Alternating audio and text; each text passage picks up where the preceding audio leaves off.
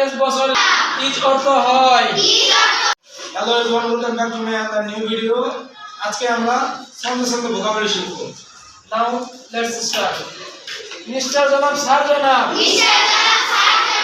Is অর্থ হয়। S বছর এস যুগ। এর অর্থ হয়।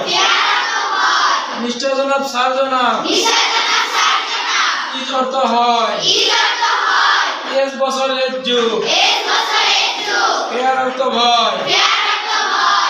ডেট তারিখ ডেট খেজুর। গিফট হলো দান। ওয়াটার পানি মধু আনে।